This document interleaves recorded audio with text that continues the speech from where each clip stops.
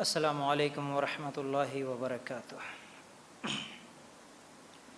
ان الحمد للہ نحمده ونستعینه ونستغفره ونؤمن به ونتوکل علیہ ونعوذ باللہ من شرور انفسنا ومن سیئات اعمالنا من يهده الله فلا مضل له ومن يضلل فلا هادي له واشهد ان لا اله الا الله وحده لا شريك له واشهد ان محمدا عبده ورسوله اما بعد فان خير الحديث كتاب الله وخير الهدي هدي محمد صلى الله عليه وسلم وشر الامور محدثاتها وكل محدثة بدعة وكل بدعة ضلالة وكل ضلالة في النار۔ اللهم صل على محمد وعلى آل محمد كما صليت على إبراهيم وعلى آل إبراهيم إنك حميد مجيد۔ اللهم بارك على محمد وعلى آل محمد كما باركت على إبراهيم وعلى آل إبراهيم إنك حميد مجيد۔ وقال الله تبارك وتعالى في قرآن المجيد: يا أيها الذين آمنوا اتقوا الله حق تقاته ولا تموتن إلا وأنتم مسلمون۔ رب اشرح لي صدری ویسر لی امری واحلل عقدۃ من لسانی یفقہوا قولی۔ ہر قسم کی تعریف، حمد و ثنا، کبریائی اور بڑائی اس اللہ رب العزت کے لیے ہیں جو تمام جہانوں کا پالنے والا رب ہے، اور اسی طرح اس کے آخری نبی محمد الرسول اللہ صلی اللہ علیہ وسلم پر بے شمار درود و سلام۔ حمد و ثنا کے بعد آج ہم لوگ جنت کا راستہ اس عنوان کے تحت کچھ باتیں قرآن و سنت کی روشنی میں انشاءاللہ سننے کی کوشش کریں گے۔ اللہ تعالیٰ سے ہم دعا کرتے ہیں کہ اے اللہ ہمیں کہنے سننے سے زیادہ عمل کرنے کی توفیق عطا فرما، آمین یا رب العالمین۔ جنت میں جانا ہر مسلمان کی خواہش ہے، اور جنت میں جانا ہر مسلمان کا زندگی کا مقصد بھی ہے، وہ جانا چاہتا ہے۔ اسی لیے تو وہ ہر قدم پر برائیوں سے بچنے کی کوشش کرتا ہے، اور اسی طرح نیکیوں کو اور زیادہ کرنے کی کوشش کرتا ہے۔ یہ تمام چیزیں اس لیے کہ اس کی دنیاوی زندگی کے بعد اخروی زندگی جو آنے والی ہے، وہاں پر جو فیصلہ ہونے والا ہے جنت اور جہنم کا، تو اس دن وہ یہ چاہتا ہے، یعنی ہر مسلمان جو بھی ایمان والا ہی، ایمان رکھنے والا، وہ یہ چاہتا ہے کہ میں جنت میں چلا جاؤں۔ تو آج میں اس جنت میں جانے والے کچھ راستے کیا ہے، وہ راستے کیا ہے، وہ انشاءاللہ میں بتاؤں گا۔ ویسے تو قرآن و حدیث میں اگر غور کریں گے تو بہت سارے راستے اللہ کے رسول صلی اللہ علیہ وسلم نے ہم کو سمجھایا، لیکن آج میں کچھ چیزیں آپ لوگوں کے سامنے رکھوں گا، جنت میں جانے کا راستہ کیا ہے۔ تو سب سے پہلے ہم ایک حدیث دیکھتے ہیں جو کہ صحیح مسلم کی روایت ہے۔ اللہ کے رسول صلی اللہ علیہ وسلم نے فرمایا، اس حدیث کے راوی عبادہ بن صامت رضی اللہ تعالیٰ عنہ ہے، وہ کہتے ہیں کہ نبی کریم صلی اللہ علیہ وسلم نے فرمایا، جو شخص اس بات کی گواہی دے کہ اللہ کے علاوہ کوئی حقیقی معبود نہیں ہے، اور محمد صلی اللہ علیہ وسلم اللہ کے بندے اور اس کے رسول ہے، اور وہ یہ کہیں کہ عیسیٰ علیہ السلام بھی اللہ کے بندے اور رسول ہے، پھر وہ اس بات کی گواہی دے کہ جنت بھی حق ہے اور جہنم بھی حق ہے، تو اللہ تعالیٰ اس کے لیے قیامت کے دن جنت کے 8 دروازے کھول دے گا۔ یہ جنت کا راستہ ہے۔ دیکھیے اللہ کے لیے غور کرنا اس حدیث پر۔ اللہ کے رسول صلی اللہ علیہ وسلم کیا کہتے ہیں؟ سب سے پہلی بات یہ ہے کہ جس نے بھی یہ گواہی دی، کیا کہ اللہ کے علاوہ کوئی حقیقی معبود نہیں، پھر محمد صلی اللہ علیہ وسلم اللہ کے رسول ہے، اس کے بعد عیسیٰ علیہ السلام کے تعلق سے بھی یہ عقیدہ رکھے کہ عیسیٰ علیہ السلام بھی اللہ کے رسول ہے، اور وہ یہ گواہی دے کہ ہاں جنت بھی حق، ایسا نہیں ہے کہ شک ہے ہم کو، جہنم بھی حق، اس پر بھی گواہی دے، یعنی اس پر بھی ہمیں شک نہیں ہے، تو پھر اللہ کے رسول صلی اللہ علیہ وسلم فرماتے ہیں اس کے لیے جنت کے 8 دروازے کھول دیے جائیں گے۔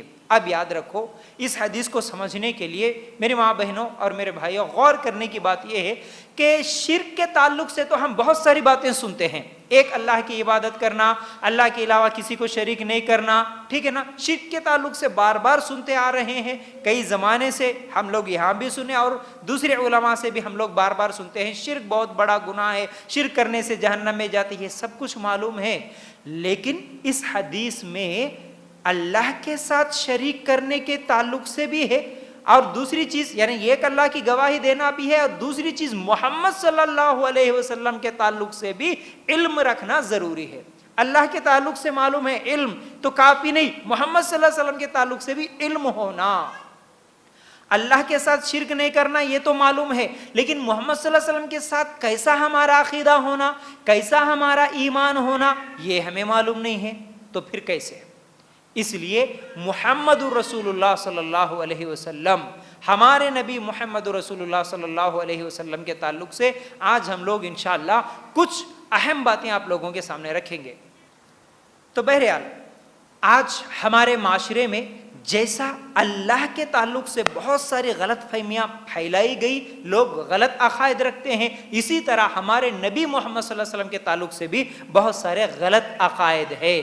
ان میں سے میں آپ لوگوں کے سامنے چند اہم عقائد کیا ہے جو کہ ہمارے معاشرے میں پھیلائی گئی ہے، اور اکثر مسلمان اسی عقیدے پر اپنی زندگی گزارتا ہے جو کہ غلط ہے، وہ انشاءاللہ آپ لوگوں کے سامنے رکھنے کی کوشش کروں گا۔ سب سے پہلی بات محمد صلی اللہ علیہ وسلم کے تعلق سے غلط فہمی یہ ہے کہ ہمارے نبی صلی اللہ علیہ وسلم عالم الغیب ہے۔ لوگ کیا بولتے ہیں؟ ہمارے نبی یعنی محمد صلی اللہ علیہ وسلم کو علم غیب ہے، یہ لوگوں کا عقیدہ ہے۔ اب تھوڑی دیر کے لیے غور کرنا، علم غیب کا مطلب کیا ہے؟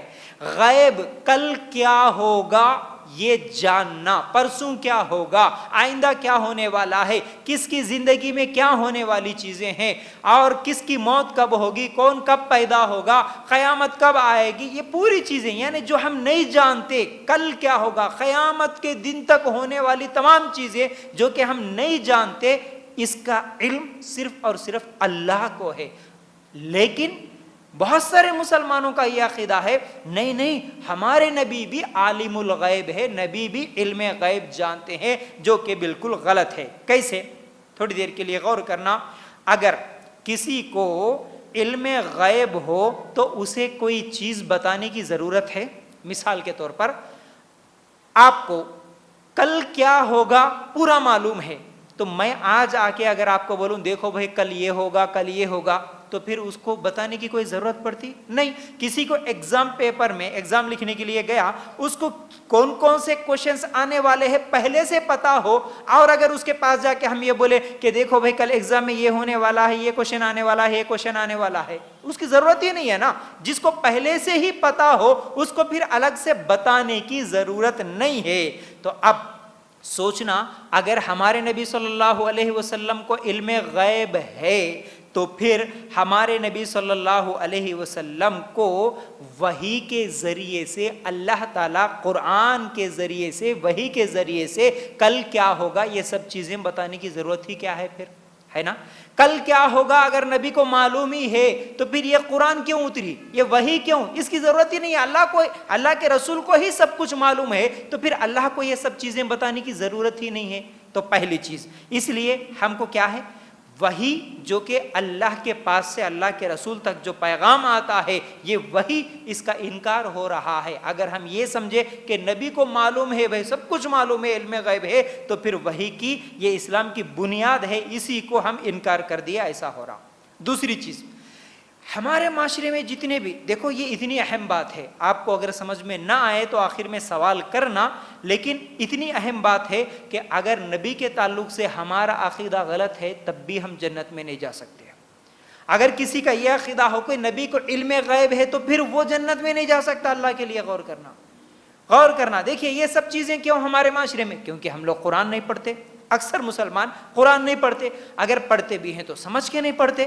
ہم کو قرآن سمجھ کے پڑھنے کا، ترجمے کے ساتھ پڑھنے کا ہمارے پاس وقت نہیں ہے، یہ بہانے بناتے ہیں، اس لیے یہ غلط فہمیاں ہیں۔ اگر قرآن نکال کر دیکھتے ہیں تو اللہ تعالیٰ کیا فرماتے ہیں؟ سورہ انعام کی آیت نمبر 50 ہے۔ اللہ تعالیٰ کیا فرماتے ہیں اس آیت میں؟ قُلْ لَا أَقُولُ لَكُمْ عِنْدِي خَزَائِنُ اللَّهِ وَلَا أَعْلَمُ الْغَيْبَ وَلَا أَقُولُ لَكُمْ إِنِّي مَلَكٌ إِنْ أَتَّبِعُ إِلَّا مَا يُوحَىٰ إِلَيَّ قُلْ هَلْ يَسْتَوِي الْأَعْمَىٰ وَالْبَصِيرُ أَفَلَا تَتَفَكَّرُونَ۔ ترجمہ اس کا، آپ کہہ دیجئے، اللہ تعالیٰ فرماتے ہیں ہمارے نبی صلی اللہ علیہ وسلم سے، اے نبی آپ کہہ دو، کیا کہنا ہے؟ کہ نہ تو میں تم سے یہ کہتا ہوں کہ میرے پاس اللہ کے خزانے ہیں اور نہ میں غیب جانتا ہوں اور نہ میں تم سے یہ کہتا ہوں کہ میں فرشتہ ہوں، میں تو صرف جو کچھ میرے پاس وحی آتی ہے اس کا اتباع کرتا ہوں۔ آپ کہیے کہ اندھا اور بینا کہیں برابر ہو سکتا ہے، سو کیا تم غور نہیں کرتے؟ اللہ اکبر۔ وہ بات واضح ہے، اللہ تعالیٰ اللہ کے رسول کے ذریعے سے یہ بتلا رہے ہیں کہ اے نبی آپ بول دو، کیا بولنا ہے؟ میں فرشتہ نہیں ہوں اور نہ میرے پاس کوئی خزانے ہیں اور نہ میں غیب جانتا ہوں، مجھے نہیں معلوم۔ اللہ کے رسول خود کہتے ہیں، اللہ کے رسول کے زبان سے اللہ تعالیٰ کہلواتا ہے کہ میں کچھ بھی نہیں جانتا، کل کیا ہوگا میں نہیں جانتا، ہاں جتنی وحی اللہ کے پاس سے مجھے آتی ہے وہ چیز بتا دیتا ہوں۔ اللہ تعالیٰ جو چیز مجھے بتاتے ہیں وہ حکم میں آپ کو سناتا ہوں، لیکن میرے پاس کل کیا ہوگا اس کی قوت نہیں ہے، علم غیب مجھے نہیں ہے۔ دوسری آیت اللہ تعالیٰ کیا فرماتے ہیں؟ سورہ اعراف آیت نمبر 188، اللہ تعالیٰ کیا فرماتے ہیں اس آیت میں؟ قُلْ لَا أَمْلِكُ لِنَفْسِي نَفْعًا وَلَا ضَرًّا إِلَّا مَا شَاءَ اللَّهُ وَلَوْ كُنْتُ أَعْلَمُ الْغَيْبَ لَاسْتَكْثَرْتُ مِنَ الْخَيْرِ وَمَا مَسَّنِيَ السُّوءُ إِنْ أَنَا إِلَّا نَذِيرٌ وَبَشِيرٌ لِقَوْمٍ يُؤْمِنُونَ۔ ترجمہ کیا ہے اس آیت کا؟ آپ فرما دیجئے کہ میں خود اپنی ذات خاص کے لیے کسی نفع کا اختیار نہیں رکھتا نہ کسی ضرر کا، مگر اتنا ہی کہ جتنا اللہ نے چاہا ہو، اور اگر میں غیب کی باتیں جانتا ہوتا تو میں بہت سا منافع حاصل کر لیتا اور کوئی نقصان مجھے نہ پہنچتا۔ اللہ کے لیے غور کرنا اس آیت پر۔ اس آیت میں بھی اللہ تعالیٰ اللہ کے رسول صلی اللہ علیہ وسلم کے ذریعے سے کہلوا رہے ہیں میں غیب نہیں جانتا، میں علم غیب نہیں جانتا، میں کسی نفع اور نقصان کا بھی مالک نہیں ہوں۔ مطلب اللہ تعالیٰ کسی کو نفع پہنچانا چاہے تو نفع ملتا، اللہ اگر کسی کو نقصان کرنا چاہے تو نقصان ہوتا۔ اللہ کے رسول بھی کسی کو نفع اور نقصان نہیں پہنچا سکتے۔ اللہ کے رسول کے پاس بھی یہ طاقت نہیں ہے کہ کسی کو بیماری دے، کسی کی بیماری تکلیف کرے، کسی کو خوشیاں دے تو کسی کو غم دے، تکلیف دے۔ یہ اللہ کے رسول کے پاس بھی طاقت نہیں ہے، یہ طاقت صرف اور صرف اللہ کے پاس ہے، یہ اللہ کی صفت ہے۔ لیکن آج مسلمان کیا سمجھے؟ رسول کو تو چھوڑو، ایسے ایسے لوگوں کے تعلق سے جو کہ مرے ہوئے لوگ ہیں ان کے تعلق سے یہ عقیدہ کہ نہیں ان کے پاس جانے سے بھی ہم کو فائدہ ہوتا، ان کے پاس جانے سے بھی ہم کو فائدہ ہوتا، وہاں جانے سے ہماری بیماری کم ہوتی، یہاں جانے سے ہماری تکلیف دور ہوتی ہے، یہ لوگوں کے عقیدے۔ اور پھر علم غیب جو کہ ہمارے مسلمانوں کی اکثریت یہ مانتی ہے کہ نبی کو علم غیب ہے، کل کیا ہوتا معلوم ہے، وہ تو چھوڑو، آج تو صرف راستے میں بیٹھے ہوئے یہ عامل بابا، یہ فقیر، یہ جو لوگوں کے پاس پیسے لوٹنے والے، ان کے تعلق سے بھی ہمارا عقیدہ کیا ہے؟ نہیں بھائی ان کو جا کے ہاتھ دکھائے تو پورا بول دیتے، جیسا ہوا ویسا بول دیتے۔ علم غیب اسی کو بولتے۔ گھر میں چوری ہوئی فوراً فون آتا، مولانا ہمارے گھر میں چوری ہوئی جی اور ہم فلاں بابا کے پاس جانا چاہتے ہیں، انہوں صحیح بولتے، کہتے صحیح ہے کیا؟ ہاں گھر میں چوری ہوئی ان کے پاس جانے سے بول دیتے۔ ایک میرا بچہ ایگزام میں پاس ہوتا کہ نہیں ہوتا، بابا کے پاس جانا، میرے بچی کا رشتہ آتا نہیں آتا، کب ہوتی شادی، ویزا کب آتا کب نہیں آتا، یہ کاروبار کرنا صحیح ہے یا غلط ہے، یہ سب چیزیں معلوم کرنے کے لیے عامل باباؤں کے پاس جا کے اپنا ہاتھ دکھاتے ہیں، اپنا نام بتاتے ہیں، امی ابا کا نام بتاتے، ڈیٹ اور تاریخ بتاتے۔ صرف یہ کام ڈائریکٹ بھی نہیں انڈائریکٹ بھی چل رہا آج، آپ سب جانتے ہیں، ٹیلی فون، موبائل کے ذریعے سے، اور صرف کیا ہے ٹی وی چینلز کے ذریعے سے بھی، بہت سارے ٹی وی چینلز ایسے ہیں جس پہ بیٹھ کے نیچے نمبر دے دیتے، آپ کی پریشانی کیا ہے اس نمبر پہ کال کرو بابا بتا دیں گے۔ اللہ اکبر۔ بسوں میں ایڈورٹائزمنٹ، یہ بابا کو کال کرو آپ کی ہر مشکل دور۔ کل کیا ہوگا بتانا کس کے ہاتھ میں ہے؟ کوئی نہیں بتا سکتا، کوئی نہیں بتا سکتا کس کی زندگی میں کل کیا ہوگا، کون کب مرے گا، کتنا کھائے گا، کتنا جیے گا، اللہ کے علاوہ یہ علم کسی کو نہیں ہے۔ اللہ کے لیے غور کرنا۔ جس کا یہ عقیدہ ہو، اگر کوئی مسلمان یہ سمجھتا ہے کہ نہیں جی فلاں بابا کو بھی معلوم ہے، کتے ہم گئے ہمارے کو سچ دکھا، انہوں سچ بولے، ہم یقین کر لے رہے، وہ اسلام سے باہر ہو سکتا۔ اللہ کے لیے غور کرنا، یہ اتنا خطرناک عقیدہ ہے۔ عامل باباؤں کے تعلق سے چھوڑو، نبی کے تعلق سے بھی اگر کوئی یہ کہتا ہے کہ نبی کو بھی سب کچھ معلوم ہے، تو پھر یہ خطرناک عقیدہ ہے جو جہنم میں لے جانے والا ہے۔ تو علم غیب اللہ کے علاوہ کسی اور کو نہیں ہے۔ پہلا یہ ہمارا عقیدہ ہونا محمد صلی اللہ علیہ وسلم عالم الغیب نہیں ہے، ٹھیک ہے۔ دوسری چیز، ہمارے معاشرے میں جو نبی کے تعلق سے غلط فہمیاں ہیں ان میں سے ایک یہ ہے کہ ہمارے نبی بشر نہیں، نور ہے۔ بشر کا مطلب وہ انسان نہیں ہے، وہ نور ہے، یعنی انسان جیسے ہم ایسے نہیں ہے، اللہ کے نور کا ٹکڑا ہے محمد صلی اللہ علیہ وسلم۔ اب اگر ہم لوگ جب یہ بات کہتے ہیں کہ نہیں بھئی اللہ کے رسول صلی اللہ علیہ وسلم بھی انسان ہے، تو کیا بولتے ہیں؟ ارے یہ تو گستاخ ہے، یہ نبی کے گستاخ ہے، یہ تو توہین کرتے ہیں، یہ ایسے ہیں ویسے ہیں ویسے ہیں، ایسی باتیں کہہ کے نہیں، ہم کو نبی کے ساتھ سچی محبت ہے، ہم نبی کے سچے عاشق ہیں، فلاں فلاں بولتے ہوئے کیا بولتے ہیں؟ ہمارے نبی انسان نہیں ہے، ہمارے نبی اللہ کا نور کا ٹکڑا ہے سمجھتے۔ اللہ کے لیے غور کرنا، بات کس کی سچی ہے؟ نہ میری بات، نہ کسی مولوی کی بات، نہ کسی امام کی بات۔ بات سب سے پہلے سچی ماننا ہے تو اللہ کی بات، اللہ کے بعد ہی کسی اور کی بات، لیکن اللہ کی بات کبھی جھوٹ نہیں ہو سکتی۔ اللہ کے لیے غور کرنا۔ چلیے اللہ کے قرآن سے پوچھتے ہیں، اے اللہ ہمارے نبی صلی اللہ علیہ وسلم نور سے ہے، اللہ کے نور کا ٹکڑا ہے، کیا یہ بات صحیح ہے؟ اگر ہم سوال کریں گے تو اللہ کے لیے غور کرنا۔ بنی اسرائیل آیت نمبر 1، بنی اسرائیل آیت نمبر 1، اللہ تعالیٰ کیا فرماتے ہیں؟ سبحان الذی اسری بعبدہ لیلا، عبد بندے کو کہتے ہیں، عبدہ۔ اللہ تعالیٰ کیا فرماتے ہیں؟ پاک ہے وہ اللہ جو اپنے بندے کو رات ہی رات، اپنے بندے کو بول رہے اللہ تعالیٰ، اپنے نور کے ٹکڑے کو نہیں بول رہے اللہ تعالیٰ، اللہ کے بندے ہیں۔ اچھا ہم بھی بولتے ہیں نا جی، کلمے کا مطلب کیا ہے؟ ہم بھی کلمہ پڑھے، کلمہ شہادت، اشہد اللہ الہ الا اللہ وحدہ لا شریک لہ واشہد ان محمدا عبدہ ورسولہ، میں گواہی دیتا ہوں اللہ کے علاوہ کوئی حقیقی معبود نہیں، اور میں گواہی دیتا ہوں محمد صلی اللہ علیہ وسلم اللہ کے بندے اور رسول ہے۔ بندے ہے وہ، اللہ کے نور کا ٹکڑا نہیں ہے، اللہ کا کوئی حصہ نہیں ہے۔ اللہ کے لیے غور کرنا۔ پھر اسی طرح سورہ کہف نکالو، یہاں پر بھی اللہ تعالیٰ کیا فرماتے ہیں؟ ہاں سورہ کہف کی آیت نمبر 110 بھی اگر نکال کر دیکھیں گے، وہاں پر بھی اللہ تعالیٰ فرماتے ہیں کہ انا بشرن، اللہ تعالیٰ اللہ کے رسول صلی اللہ علیہ وسلم کے ذریعے سے کہلواتے ہیں انا بشرن، میں تم جیسا ہی انسان ہوں، واضح طور پر ہے سورہ کہف آیت نمبر 110، میں تم جیسا ہی انسان ہوں بولتے ہیں اللہ کے رسول صلی اللہ علیہ وسلم، میں نور نہیں ہوتا۔ اچھا اور ایک بات، اللہ تعالیٰ جو 3 قسم کے مخلوقات کو بنایا، ایک انسان ہے، ایک جن ہے، ایک فرشتے ہیں، اور بچپن سے یہ سکھایا جاتا ہے ہم کو، انسان کو اللہ کس سے بنایا جی؟ کس چیز سے بنایا؟ مٹی سے بنایا۔ جنات کو کس سے بنایا؟ آگ سے بنایا۔ فرشتوں کو کس چیز سے بنایا؟ نور سے بنایا، روشنی، نور کا مطلب روشنی ہے۔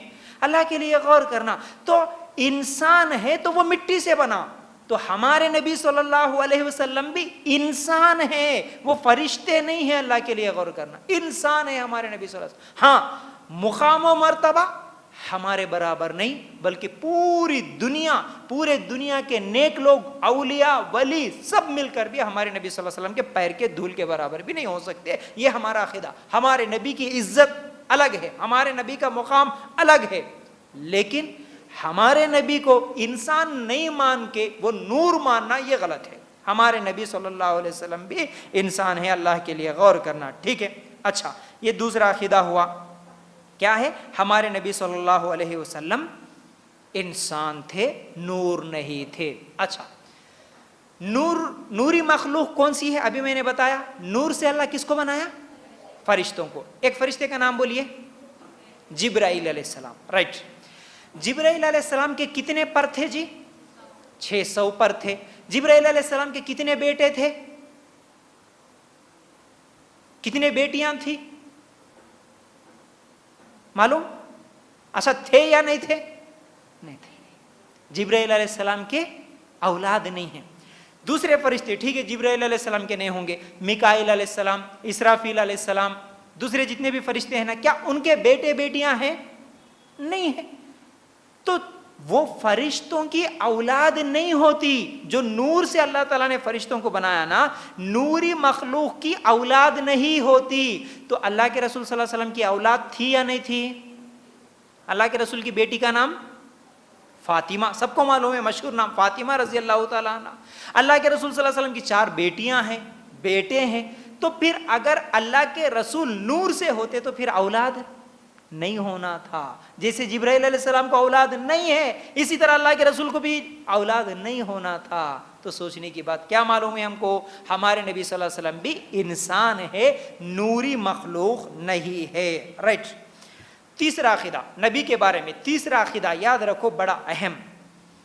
ہمارے نبی صلی اللہ علیہ وسلم کو یہ سمجھتے ہیں کہ حاضر ناظر ہے. ہمارے نبی حاضر ناظر.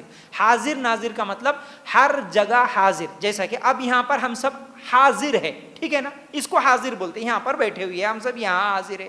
ناظر بولے تو ہر جگہ دیکھنے والا، نظر رکھنے والا ناظر. حاضر ہم سب جو موجود ہے وہ حاضر ہے. تو حاضر ناظر ہونا یہ اللہ کی صفت ہے. کیسے؟ حاضر ناظر کا مطلب اللہ کے تعلق سے بھی ہم کیسے عقیدہ رکھیں؟ اللہ ہر جگہ ہے کیا؟ پھر حاضر کا مطلب اللہ ہر جگہ حاضر ہے کیا؟ نہیں، اللہ بھی ہر جگہ نہیں ہے. اللہ کا علم ہر جگہ ہے. علم کے اعتبار سے اللہ ہر جگہ ہے. ہم کیا کر رہے؟ اللہ دیکھ رہا. دوسرے گاؤں میں، دوسرے شہر میں کون کیا کر رہے؟ اللہ دیکھ رہا. پوری دنیا میں کہاں کیا ہو رہا ہے اللہ دیکھ رہا ہے. تو اللہ تعالیٰ کا حاضر ہونا علم کے اعتبار سے اللہ تعالیٰ ہر جگہ حاضر ہے. ناظر اللہ تعالیٰ ہر چیز کو دیکھ رہے ہیں. اللہ دیکھ رہے، کالے پہاڑ پہ کالی چمٹی کالے پتھر کے نیچے اندھیری رات میں بھی کیا کر رہی ہے، اللہ تعالیٰ اسے دیکھ رہا ہے. یہ اللہ کی صفت ہے. اب اس کو بھی لوگ کیا بنا دیے؟ نہیں بھائی، نبی بھی ہر جگہ حاضر ناظر ہے.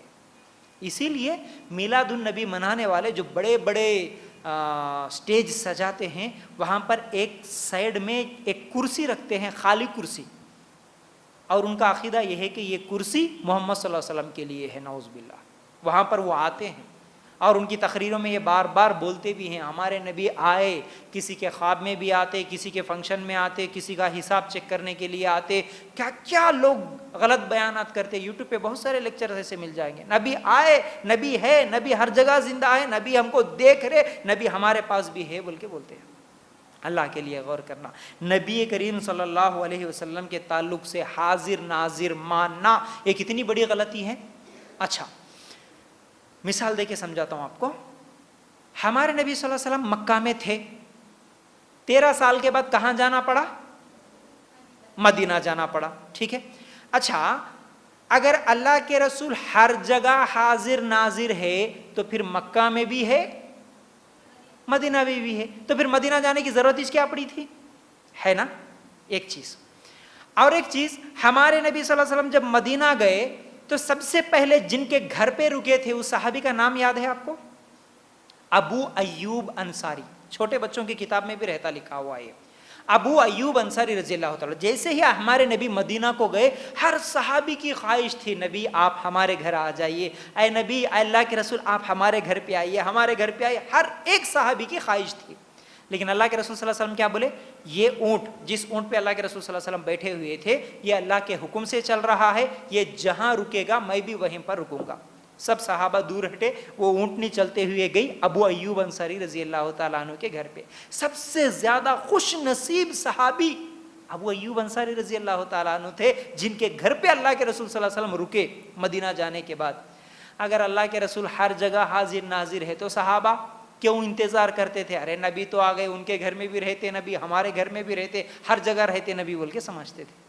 اللہ کے لیے غور کرنا. اور مسلمانوں کے آج ایسے عقیدے، ایسی کتابیں لکھ دیے. نبی تو چھوڑو، اپنے پیر و مرشد کے تعلق سے بھی یہ لکھ دیے کہ ہمارے پیر وہاں بھی رہتے یہاں بھی رہتے. ایک بات یاد آئی تو بول دیتا ہوں. ایسے یہ پیر و مرشد کے بڑے خطرناک جھوٹے قصے رہتے. ایک پیر تھے، کہتے انہوں بولتے تھے ہمیشہ میں یہاں بھی ہوں وہاں بھی ہوں، یہ کرتا ہوں وہ کرتا ہوں. ان کے پاس کام کرنے والا، خدمت کرنے والا ایک مرشد بھی تھا. تو کیا ہوا کہ پیر صاحب ہمیشہ کیا بولتے تھے؟ کہتے آج میں مکہ گیا معلوم ہے، آج میں مدینہ گیا معلوم ہے، یہاں نبی سے ملاقات ہوئی میری، وہاں پر صحابی سے ملاقات ہوئی، یہ وہ ہمیشہ ایسے ہی باتیں کرتا تھا. ایک دن ان کا جو خادم تھا ان کے لیے کھانے کا انتظام پانی کا انتظام کرنے والا ایک دن صبح کا ناشتہ نہیں دیا, دیر کر دیا, بہت دیر ہو گئی. پیر صاحب کو غصہ آیا, بہت دیر ہو گئی, جلدی صبح لے کے آنے والا, آج کیا ہوا بول کے بلا کے اس کو ڈانٹتے ہوئے بولے بے وقوف بدتمیز کدھر کا, اتنی دیر ہوا, خیال نہیں رکھ رہا, مجھے بھوک لگ رہی, کتنی دیر ہوا, آپ کھانا کیا انتظام کیوں نہیں کرا. تو انہیں بولا کہتے نہیں پیر صاحب آپ بولتے نا, وہ آج کل رات میں بولے تھے نا کہ میں جو ہے نا رات میں مکہ کو گیا اور مغرب میں مدینہ میں تھا, تو میں سمجھا بھائی مکہ میں ناشتہ کر کے بھی آئے ہوں گے بول کے سمجھا بولا. سمجھ رہے نا. تو یہ پیروں کے جھوٹے قصے رہتے ایسے. مکہ مدینہ, ہاں بہت سارے لوگ ہیں یوٹیوب پہ, مشہور لوگ مل جاتے ہیں آپ کو, ان کے فالوورز لاکھوں کروڑوں میں, وہ لوگ بولتے ہیں ایسی باتیں.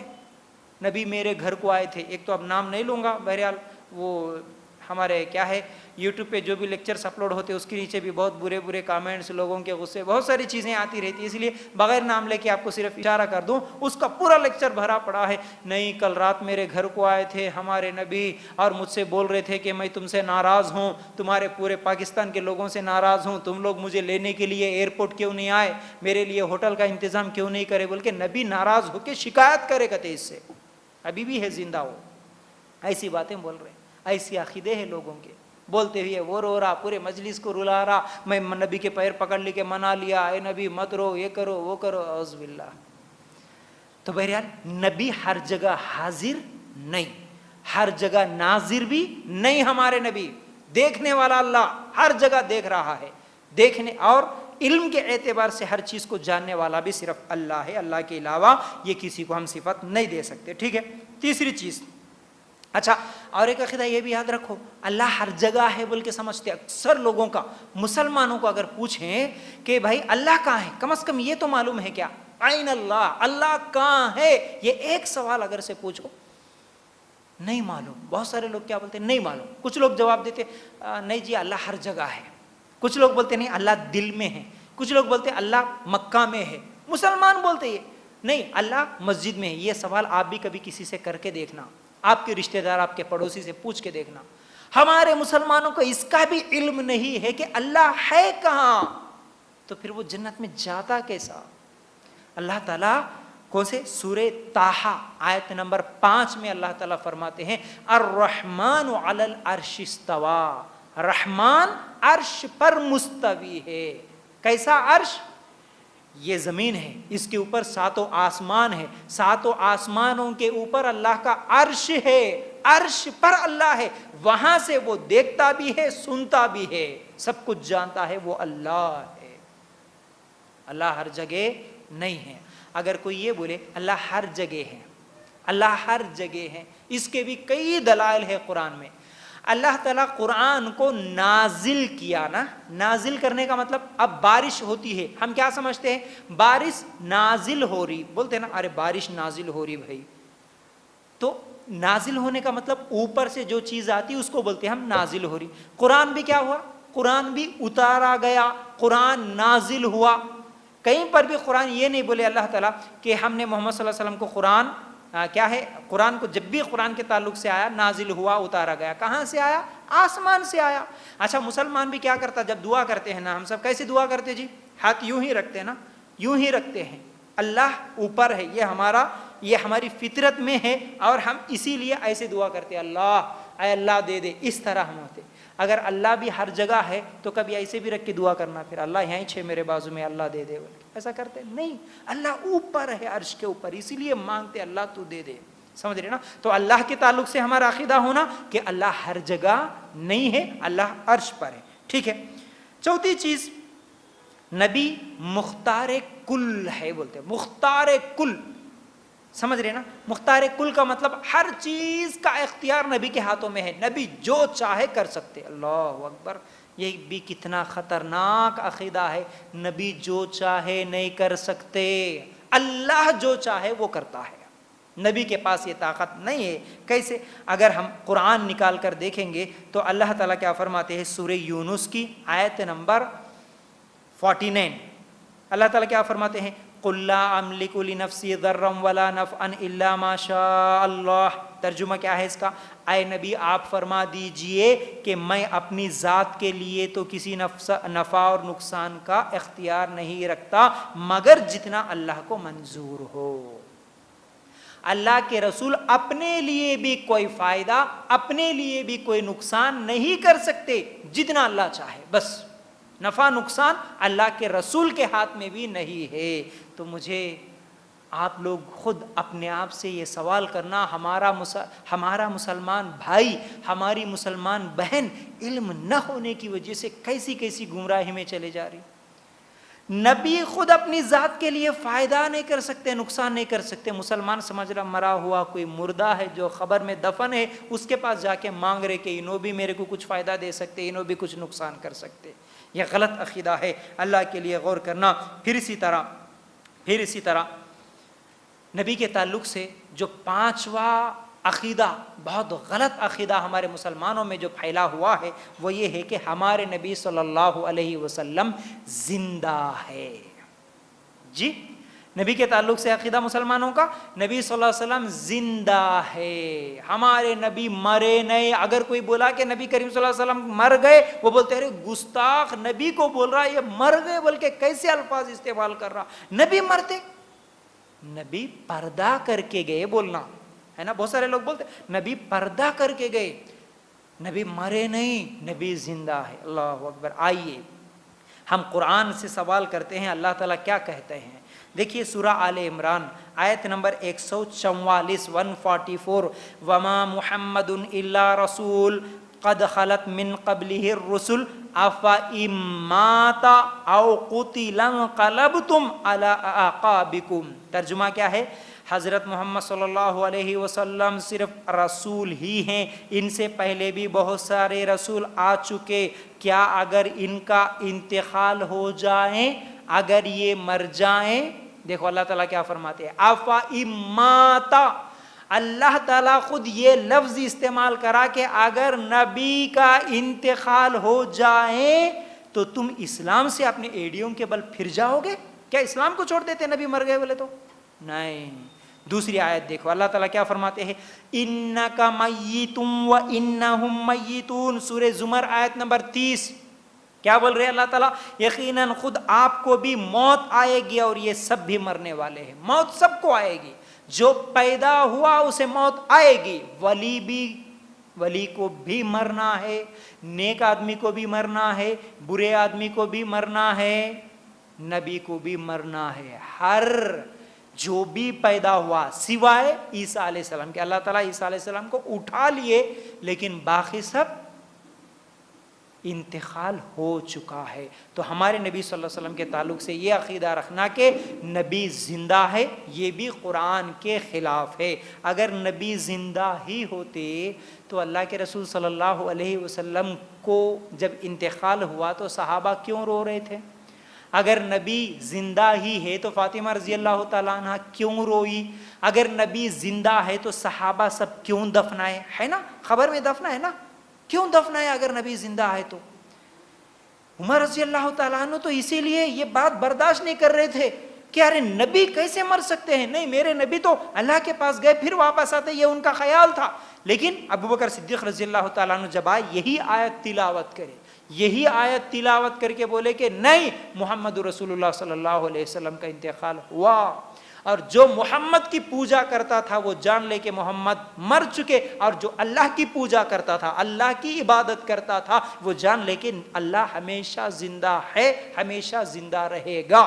یہ ابو بکر صدیق رضی اللہ تعالیٰ عنہ بولے، تب جا کے عمر رضی اللہ تعالیٰ عنہ کا غصہ کم ہوا، یقین ہو گیا کہ ہاں اللہ کے رسول صلی اللہ علیہ وسلم کا انتقال ہو چکا ہے. تو بہرحال یہ 5 عقیدے ہمارے نبی کے تعلق سے ہم لوگوں کو اس کا علم ہونا ضروری ہے، ورنہ پھر ہم جنت میں نہیں جا سکتے. ٹھیک ہے، یہ جنت کا راستہ پہلا آج میں نے جو بتایا اس میں سے پہلا راستہ یہ ہے کہ محمد صلی اللہ علیہ وسلم کے تعلق سے بھی ہمارا عقیدہ درست ہونا. دوسرا جنت کا راستہ اللہ کے رسول صلی اللہ علیہ وسلم کی اطاعت کرنے سے ہم کو جنت ملتی ہے. نبی کی اطاعت کیسے کریں گے؟ دیکھیے اللہ کے رسول صلی اللہ علیہ وسلم نے جو فرمایا وہ یہ ہے کہ اللہ تعالیٰ ہر مومن کو جنت میں جگہ دے گا. ہر مسلمان کو جس نے بھی کلمہ پڑھا ہو اگر اس نے شرک نہیں کیا تو اللہ اس کو جنت میں جگہ دے گا, سوائے اس کے جس نے انکار کر دیا. جس نے انکار کر دیا. صحابہ پوچھے اللہ کے رسول جنت کا انکار کوئی کر سکتا؟ جنت کا انکار نہیں کر سکتا. تو اللہ کے رسول صلی اللہ علیہ وسلم نے فرمایا جس نے میری اطاعت کی وہ جنت میں جائے گا, اور جس نے میری اطاعت سے منہ موڑا وہ میرا انکار کر دیا. تو اللہ کے رسول کو فالو کرنا, اطاعت کا مطلب اللہ کے رسول صلی اللہ علیہ وسلم کے نقش قدم پر چلنا, اس کو اطاعت بولتے. اور اگر آسان زبان میں آپ کو سمجھاؤں, آج ہمارے نوجوان, خاص طور سے مرد دیکھنے میں نوجوان جو بھی ہے یہ تو زیادہ نظر آتے ہیں, اور عورتیں بھی ہیں, نہیں بول کے نہیں, یہ جو ایکٹر اور کرکٹر اور جو بھی ہے اس کا پسندیدہ, اس کو دیکھا دیکھی میں اس کے جیسا ہی بننے کی کوشش کرتا نا. جیسے آج ہم دیکھتے ہیں آج ہمارے نوجوانوں کے بال کیسے ہیں, ہم سب دیکھتے ہیں. کسی کے بال ایئرپورٹ بنے ہوئے ہیں تو کسی کے بال ہائی وے بنے ہیں, تو کسی کے 2 ریلوے ٹرک جا رہے ہیں, تو کسی کے پاس کیا ہے کوئی جنگل نظر آتا ہے, کسی کے بال دیکھنے الگ الگ اپنی اپنی مرضی کے بنا کے رکھ لیے. وہ مرضی کہاں سے آئی؟ اس کو کس کو دیکھا؟ وہ ایکٹر کو دیکھا, سنگر کو دیکھا, کرکٹر کو دیکھا. اب کپڑے پہننے کا بھی طریقہ دیکھیے, پھٹا پینٹ کوئی پہن لیتا ہے, کوئی اچھا بھی ہے تو اس کو پھاٹ کے پہنتا ہے, ہاں کوئی کیسے کیسے پہنتا, وہ زبان سے بولنے کے لیے بھی شرم آتی ہے کہ نہیں. کوئی گلے میں چین ڈالتا, تو کوئی کانوں میں بالیاں لگاتا, تو کوئی ہاتھوں میں کچھ اور پہنتا, پتہ نہیں کیسے کیسے چیزیں. آج یہ سب چیزیں کیوں کر رہا ہے؟ کیونکہ وہ اس کے پسندیدہ ایکٹر کو دیکھا, کرکٹر کو دیکھا, سنگر کو دیکھا, ویسا کرنے کی کوشش کر رہا. اب کیا وہ ایکٹر کبھی اس کو بولا کہ دیکھ میں جیسے بال بنا رہا ہوں تو ویسے بال بنا, بول کے کبھی بولا؟ نہیں بولا. میں جیسے کپڑا پہنا تو بھی ویسا پہن, کبھی بولا؟ نہیں بولا. نہیں بولا, تب بھی اس کی محبت میں اس کے جیسا بننے کی کوشش کر رہا نا, یہ ہے اطاعت. اس کو بولتے اطاعت اور اتباع. اس کو دیکھ کر اس کے جیسا بننے کی کوشش کرنا, یہ اطاعت ہے, یہ اتباع ہے. اللہ تعالیٰ قرآن میں کس کی اطاعت اور کس کی اتباع کرو بول رہے؟ نبی کریم صلی اللہ علیہ وسلم. تم آج جیسے وہ ایکٹر کا کر رہے نا, اللہ تعالیٰ اس کی اتباع کرنے کا حکم نہیں دیے. اللہ تعالیٰ ہمارے نبی صلی اللہ علیہ وسلم کی اتباع اور اطاعت کرنے کا حکم دیے. کس چیز میں؟ پوری زندگی میں. پوری زندگی میں. لقد کان لکم فی رسول اللہ اسوۃ حسنہ, تمہارے لیے محمد رسول اللہ صلی اللہ علیہ وسلم بہترین نمونہ ہے. نمونہ ایکٹر سے نہیں لینا, سنگر سے نہیں لینا, فلم سے نہیں لینا, سیریل سے نہیں لینا, معاشرہ ماحول سے نہیں لینا, نمونہ بڑوں سے بھی نہیں لینا. سب سے پہلے اللہ تعالیٰ بول رہے تمہارے نبی کو دیکھو, نمونہ تمہارے نبی ہے. نمونہ ہر چیز میں نمونہ. شادی کا معاملہ, روزے کا معاملہ, نماز کا معاملہ, کاروبار کا معاملہ, اخلاق, لین دین, ہر چیز نمونہ محمد الرسول اللہ صلی اللہ علیہ وسلم. آج ہم کس کس کی اتباع کر رہے ہیں, کس کس کی اطاعت کر رہے ہیں؟ یہ اپنے آپ سے سوال کرنے کی ضرورت ہے. تو بہرحال ہم لوگوں کو ہمارے نبی صلی اللہ علیہ وسلم کے تعلق سے بھی کچھ باتوں کا علم ہونا ضروری ہے. یعنی اتباع اور اطاعت کی جہاں پر بات آئی تو سورہ احزاب آیت نمبر 36, سورہ احزاب آیت نمبر 36 میں اللہ تعالیٰ فرماتے ہیں وَمَا كَانَ لِمُؤْمِنٍ وَلَا مُؤْمِنَةٍ إِذَا قَضَى اللَّهُ وَرَسُولُهُ أَمْرًا أَن يَكُونَ لَهُمُ الْخِيَرَةُ مِنْ أَمْرِهِمْ وَمَنْ يَعْصِ اللَّهَ وَرَسُولَهُ فَقَدْ ضَلَّ ضَلَالًا مُبِينًا. ترجمہ کیا ہے؟ اور دیکھو کسی مومن مرد اور کسی مومن عورت کو اللہ اور اس کے رسول کے فیصلے کے بعد کسی امر کا کوئی اختیار باقی نہیں رہتا. یاد رکھو اللہ تعالیٰ اور اس کے رسول جو بھی نافرمانی کرے گا, اللہ اور اس کے رسول کی جو بھی نافرمانی کرے گا وہ سری گمراہی میں پڑے گا. اگر ہم سچے مومن ہیں, اگر ہم سچے مسلمان ہیں اور سچے مسلمان بننا چاہتے ہیں تو پھر اللہ تعالیٰ اس آیت میں ہم کو واضح کر دیے. کیا بات؟ کس بات کو وضاحت کر دیے؟ اگر تم سچے مومن ہو, مومن مرد ہو یا مومن عورت ہو, کیا کرنا ہے؟ تمہارے رسول اور تمہارا رب اللہ جس بات کا بھی فیصلہ کر دیا اس پہ راضی ہو جانا، بس۔ تمہارا رب تمہیں جو طریقہ بتا دیا اس طریقے پہ چلنا، بس۔ تمہارے نبی کی حدیث آ گئی، نبی کا طریقہ کیا ہے معلوم ہو گیا، اس پہ چلنا۔ نہیں جی پہلے سے کرتے تھے نا، باپ دادا ایسا کرتے تھے نا، خاندان والے ایسا کرتے تھے نا، اب وہ کیسا چھوڑنا، اب یہ نیا طریقہ دکھ رہا۔ نیا کچھ بھی نہیں، تم نہیں پڑھے اس لیے نیا دکھ رہا۔ اگر تم پہلے پڑھتے، یہ قرآن 1400 سال پہلے ہی ہے، ترجمہ 1400 سال پہلے سے اگر سمجھتے یہ پریشانی نہیں تھی، یہ پرابلم نہیں تھا۔ ہم نہیں پڑھے اس لیے آج ہم کو نیا دکھ رہا، پہلی چیز۔ دوسری آیت سورہ حشر آیت نمبر 7، اللہ تعالیٰ کیا فرماتے ہیں؟ ما آتاکم الرسول فخذوہ وما نہاکم عنہ فانتہوا، رسول تمہیں جو دے دیں اسے لے لو، جس چیز سے منع کرے اسے رک جاؤ۔ مطلب تمہارے نبی جو طریقہ دیے اس طریقے کو اپنا لو، جس طریقے سے تمہارے رسول روکے اس سے رک جاؤ۔ پھر اسی طرح سورہ نساء آیت نمبر 65 اللہ تعالیٰ کیا فرماتے ہیں؟ فلا وربک لا یؤمنون حتی یحکموک فیما شجر بینہم ثم لا یجدوا فی انفسہم حرجا مما قضیت ویسلموا تسلیما۔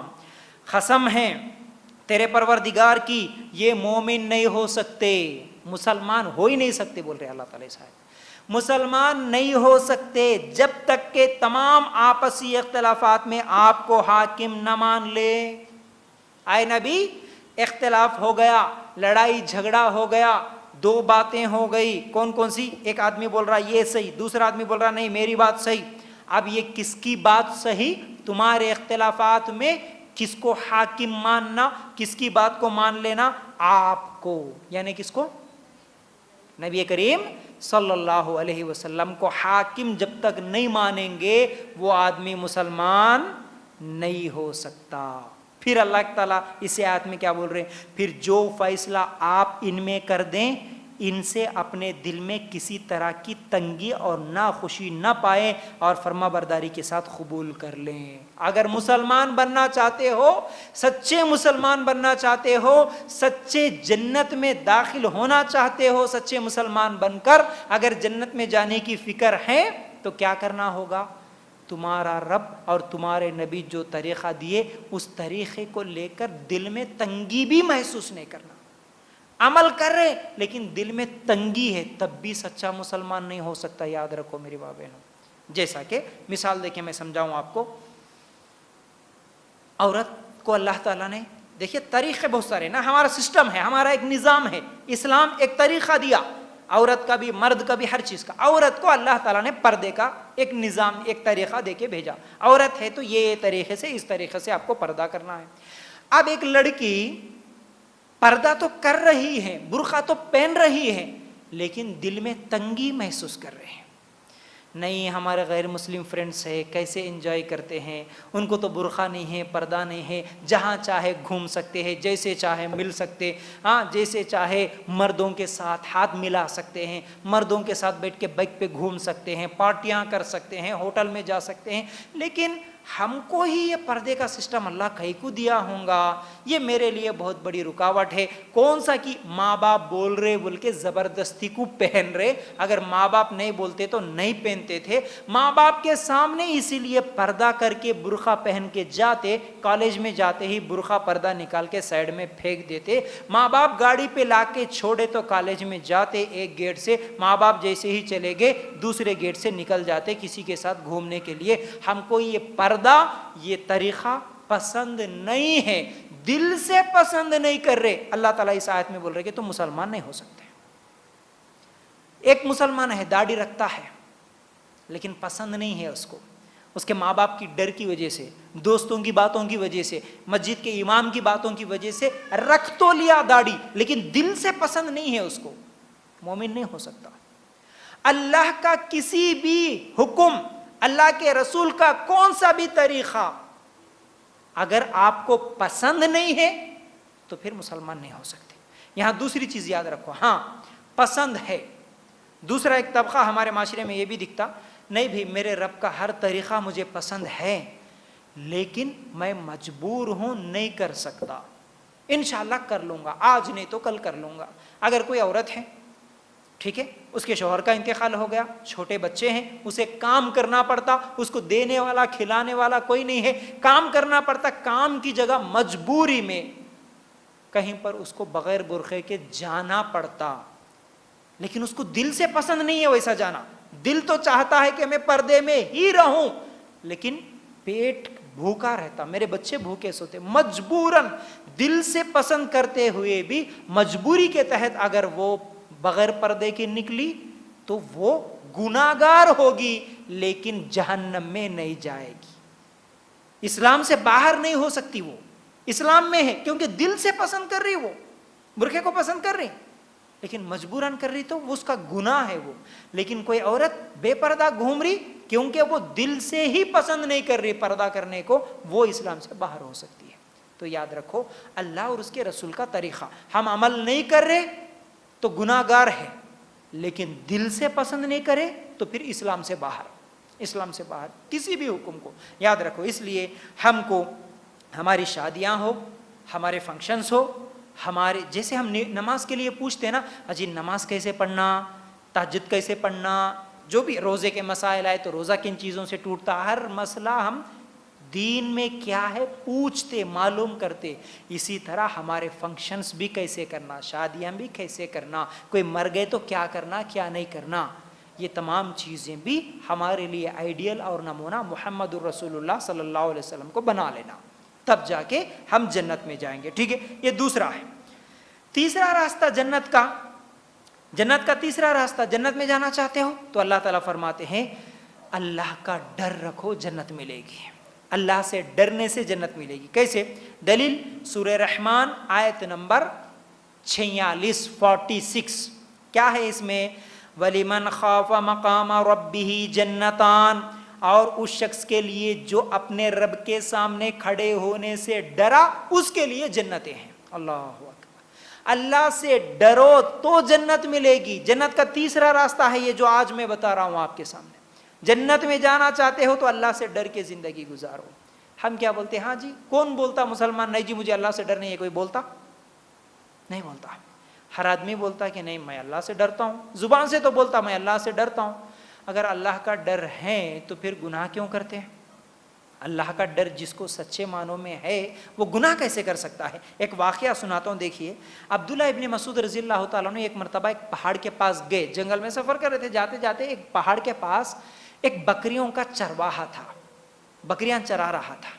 اس کے پاس گئے، جا کے بولے دیکھ مجھے کچھ بکریوں کی ضرورت ہے، مجھے بکری دے دے، ایک بکری تو دے دے کم از کم۔ وہ چرواہا بولا نہیں بھائی یہ میرے نہیں ہوتے، ہمارا ایک مالک ہے، ایک ذمہ دار ہے ان بکریوں کا، یہ اس کے ہیں اور میں آپ کو بکری نہیں دے سکتا۔ تو انہوں نے کہا، خالی ایسے ہی اس کا ٹیسٹ لے رہے تھے، اس سے بات چیت کر رہے تھے، انہوں نے کہا عبداللہ ابن مسعود ٹھیک ہے ایک بکری مجھے دے دے اور تیرے مالک کو جا کے بول دینا کہ بھیڑیا کھا گیا، جنگل میں گیا تو بھیڑیا کھا گیا، ایک جھوٹ بات بول دے لیکن مجھے بکری دے دے۔ تو وہ بکریوں کا چرواہا کیا جواب دیا؟ ٹھیک ہے میں میرے مالک کو تو جھوٹ بول لوں گا، لیکن میرے مالک کا بھی ایک مالک ہے، اس کو کیا جواب دوں؟ ہے نا، ہم سب کا مالک اللہ ہے، ٹھیک ہے میں میرے مالک کو جھوٹ بول سکتا، غلط بات بول سکتا، دھوکہ دے سکتا، لیکن اللہ کے سامنے جھوٹ نہیں بول سکتا۔ اتنی بات اس کی زبان سے سننا تھا۔ عبداللہ ابن مسعود رضی اللہ تعالیٰ عنہ شام کو اس بکریوں کے چرواہ کے ساتھ اس کے گھر گئے جو اس بکری کا مالک تھا، بکریوں کے ریوڑ کا، اور جا کے بولے کہ یہ ایمان والا ہے، اسے تو آزاد کر دے، وہ غلام تھے، اسے آزاد کر دے، جتنے پیسے لینا ہے لے لے، اسے چھوڑ دے، اور پورے پیسے اس کے مالک کو دے دیے اور ان کو وہاں سے رہا کر دیے۔ ایمان ہے یہ ایمان، یہ اللہ کا ڈر۔ آج کہاں ہے ہماری زندگیوں میں اللہ کا ڈر؟ صرف زبان پہ بولنے کے حد تک اللہ کا ڈر ہے، لیکن زندگیوں میں اللہ کا ڈر نہیں نظر آتا۔ ایک مشہور واقعہ جو آپ سب بھی جانتے ہوں گے، عمر رضی اللہ تعالیٰ عنہ بھی اپنے دور خلافت میں رات کو گشت کرنے کے لیے نکلتے تھے، رائٹ؟ ایک دن جیسے ہی نکلے، رات میں گھر کے اندر سے آوازیں آ رہی تھی، ماں بیٹی دونوں مل کر۔ کیا آوازیں آ رہی تھی؟ ماں بول رہی تھی کہ بیٹا دودھ میں پانی ملا دے، بیٹی بول رہی تھی کہ نہیں۔ عمر رضی اللہ تعالیٰ عنہ کا حکم ہے دودھ میں پانی نہیں ملانا، میں نہیں ملا سکتی۔ ماں کیا بولی؟ بیٹا کہاں دیکھ رہے عمر، حالانکہ عمر رضی اللہ تعالیٰ عنہ باہر سے سن رہے تھے، کہاں دیکھ رہے، کیسے معلوم ہو سکتا، نہیں معلوم ہوگا، ملا دو تھوڑا پانی۔ تو بیٹی نے کیا جواب دیا؟ ماں ٹھیک ہے عمر رضی اللہ تعالیٰ عنہ کو تو نہیں معلوم ہوتا ہوگا، لیکن میرے رب کو تو معلوم ہوتا نا۔ ٹھیک ہے عمر رضی اللہ تعالیٰ عنہ نہیں دیکھ پا رہے ہوں گے، لیکن میرا رب تو دیکھ رہا نا، ماں میں کیا جواب دوں، اس لیے میں دودھ میں پانی نہیں ملاؤں گی۔ کون سن رہے باہر سے؟ بولیے عمر۔ سیدھا گھر کو چلے گئے، جب صبح ہوئی اس گھر کو پیغام بھیج دیے کہ میرے بیٹے کا نکاح کرنا ہے، جو لڑکی رات میں بات کر رہی تھی اس کا نکاح ہوا یا نہیں ہوا معلوم کرو، اگر نہیں ہوا تو عمر اس زمانے کے خلیفہ، مسلمانوں کے خلیفہ، ذمہ دار امیر مسلمانوں کے، بولے کہ میرے بیٹے کے ساتھ نکاح کر دوں گا۔ گئے گھر کو پیغام لے کے، جا کے معلوم کرے تو وہ عورت بیوہ تھی، وہ لڑکی بیوہ عورت تھی۔ بولے کوئی مسئلہ نہیں، میرے بیٹے کے ساتھ نکاح ہوگا، کیونکہ اس کے دل میں ایمان ہے اور وہ اللہ سے ڈرنے والی ہے۔ تقوی کی بنیاد پر، نہ شکل نہ صورت نہ مالداری نہ خاندان، کچھ بھی نہیں دیکھے، فوراً اسے اپنے گھر کی بہو بنا دیے عمر رضی اللہ تعالیٰ۔ یہ ہے دینداری، یہ ہے اللہ کا ڈر۔ اس زمانے میں شادیاں بھی ایسی ہوتی تھی، آج دینداری کو کون دیکھتا جی؟ ٹھیک ہے کوئی مسئلہ نہیں، نماز پڑھتی نہیں پڑھتی کوئی مسئلہ نہیں، قرآن پڑھتے نہیں پڑھتے کوئی مسئلہ نہیں، اللہ کا ڈر ہے یا نہیں ہے کوئی مسئلہ نہیں، سودی کاروبار ہے کوئی مسئلہ نہیں، بینک میں جاب کرتا سود ہے حرام ہے کوئی مسئلہ نہیں، جھوٹ بولتا رشوت لیتا دھوکہ دیتا اس کے کاروبار ایسے کوئی مسئلہ نہیں جی، پہلے بڑا گھر گاڑی تو ہے نا، چلو اس کے گھر کو میری بیٹی کا نکاح کر کے دے دوں گا۔ کہاں ہے پھر ایمان، کہاں ہے پھر اللہ کا ڈر، اللہ کے لیے غور کرنا۔ تو اللہ سے ڈرو جنت ملے گی۔ بھلے اللہ کے ڈر سے ہم زندگی گزارے تو شاید مالدار نہیں بن سکتے ہوں گے، بن سکتے، ضرور بن سکتے، اللہ تعالیٰ کا وعدہ ہے تم اللہ سے ڈر کے زندگی گزارو اللہ تعالیٰ تمہیں مالدار بھی بنا دے گا، قرآن کی بہت ساری آیتیں ہیں۔ لیکن اگر دیکھنے میں ایسا لگتا نا، بہت سارے لوگ بولتے ہیں نا نہیں جی جھوٹ نہیں بولے تو کہاں سے چلتا، کاروبار کرنا بولے تو سودی کا فائنانس میں جو بھی ہے لینا پڑتا قرض، یہ بہت سارے بہانے بنا دیتے ہیں۔ لیکن اللہ سے ڈر کے زندگی گزارو، بھلے دنیا ملے یا نہ ملے آخرت تو مل جائے گی، جنت تو مل جائے گی آخرت میں، اللہ کے لیے غور کرنا۔ یہ جنت کا تیسرا راستہ۔ چوتھا راستہ، جنت میں جانا چاہتے ہو تو چوتھا راستہ علم کا سیکھنا، علم حاصل کرو، اس کے بدلے جنت ملے گی۔ اللہ کے لیے غور کرنا۔ میں یہ سب چیزیں آج آپ لوگوں کے سامنے جو رکھ رہا ہوں نا، یہ ایک آفر ہے، اللہ کی طرف سے جو آفر ہے وہ میں آپ لوگوں کے سامنے بتا رہا ہوں۔ اگر دنیا میں، مطلب ہمارے نظام آباد شہر میں اگر کسی شاپنگ مال میں کوئی آفر لگا ہو، ہم سب کے دل میں یہ خواہش ہوتی کہ نہیں وہاں پر جانا؟ ہوتی۔ اگر پیسے نہیں بھی ہے تو کیا کرتے جی؟ کسی کے پاس ادھار لے کے تو بھی ارے آفر ہے کہتے بھائی 2 دن میں ختم ہو جاتا کہتے، ٹھیک ہے جی باجی تمہارے کو بعد میں دیتے پیسے، لیکن تھوڑا ادھار دے دو، اور قرض لے کے تو بھی جا کے اس آفر کا ہم فائدہ اٹھاتے۔ صحیح بول رہا ہوں میں؟ یہاں پر اللہ تعالیٰ جنت کا آفر دے رہے ہیں۔ جنت میں جانا چاہتے ہو، اے مسلمانوں جنت میں جانا چاہتے ہو، یہ کرو یہ کرو یہ عمل کرو یہ عمل کرو، یہ ایک ایک عمل پہ تمہیں جنت ملنے والی ہے۔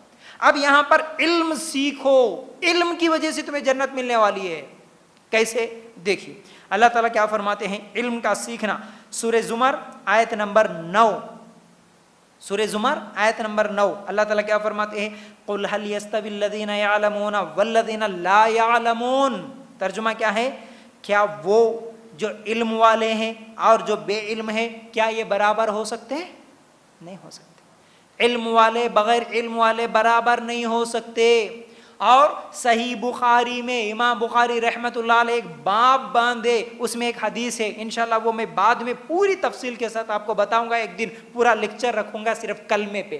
کلمہ جو ہم پڑھتے ہیں نا، لا الہ الا اللہ محمد رسول اللہ، اس کا ترجمہ کیا ہے، اس کا معنی کیا ہے، اس کا مفہوم کیا ہے، اس کو کیسے سمجھنا، یہ انشاءاللہ میں بعد میں کبھی رکھوں گا۔ لیکن وہ صحیح بخاری کی حدیث میں حدیث کیا ہے، بغیر علم کے پڑھا ہوا کلمہ بھی کسی کو فائدہ نہیں دیتا. ہاں علم کی فضیلت دیکھیے, بغیر علم کے پڑھا ہوا کلمہ بھی کسی کو فائدہ نہیں دے سکتا. ہم کلمہ پڑھ لیے لیکن کلمہ کیا ہے کہ جی ہمارے کو کیا معلوم, کلمے کا مطلب نہیں معلوم, کلمے کا معنی نہیں معلوم, بس کلمہ پڑھ لیے. جنت میں جا سکتے؟ بولیے نا. اگر صرف کلمہ پڑھنے سے ہی سب لوگ جنت میں جائیں گے تو ہم لوگ ایسے فلیکس جو ہے نا, بڑے بڑے فلیکس لگا دیتے ہیں, اشتہارات لگا دیتے ہیں. وہ نیا پرسوں شاپنگ مال بھی کھلا تو پوری نظام آباد میں ہے نا ایڈورٹائزمنٹ, پورے فلیکساں لگے ہوئے. ہم مسلمان بھی سب مل کے کیا کریں گے, ایسا ایک فلیکس بنائیں گے اور اوپر لکھ دیں گے لا الہ الا اللہ محمد الرسول اللہ. تیلگو میں لکھ دیں گے, انگلش میں لکھ دیں گے, اردو میں لکھ دیں گے. اب آنے جانے والے سب پڑھتے کہ نہیں پڑھتے کلمہ؟ دیکھیں گے تو پڑھیں گے. اچھا اب جتنے بھی لوگ اس فلیکس پہ لکھا ہوا کلمہ پڑھے اتنے لوگ سب جنت میں جائیں گے؟ بولیے نا, جاتے کیا؟ کلمہ پڑھنے سے کوئی جنت میں جاتا؟ نہیں جاتا, کوئی نہیں جاتا. اگر ایسا جانا ہوتا تو پھر ہم ایسا لکھ دیں گے تو سب جنت میں جائیں گے. نہیں, بغیر علم کے کلمہ کا مطلب کیا ہے, لا کا مطلب کیا ہے, لا الہ کا مطلب کیا ہے. اگر میں لا الہ پڑھا تو مجھے کیا کرنا پڑتا, میری ذمہ داری کیا بنتی. جب تک یہ چیز نہیں معلوم تو اس کا وہ کلمہ پڑھنا بھی اس کو فائدہ نہیں دیتا. تو علم یہ چیز ہے میری ماں بہنوں, یاد رکھنا. میرے بھائیوں یاد رکھنا اس بات کو, علم علم علم حاصل کرو. اسی علم کی کمی کی وجہ سے آج ہمارے مسلمانوں میں پریشانیاں, لڑائیاں, جھگڑے, بد اخلاقی, ٹینشنز, دنیا میں زندگی حرام, پھر اس کی وجہ سے آخرت کی زندگی بھی حرام ہو جاتی, پھر آخرت بھی برباد, علم کا نہ ہونا. آج صرف عبادتی معاملات ہی نہیں, آپ ہمارے لیکچرز اگر دیکھے ہوں گے یوٹیوب میں تو ہم صرف عبادت کے تعلق سے, عقیدے کے تعلق سے ہی نہیں بلکہ گھریلو مسائل پر بھی کئی لیکچرز دے چکے ہیں.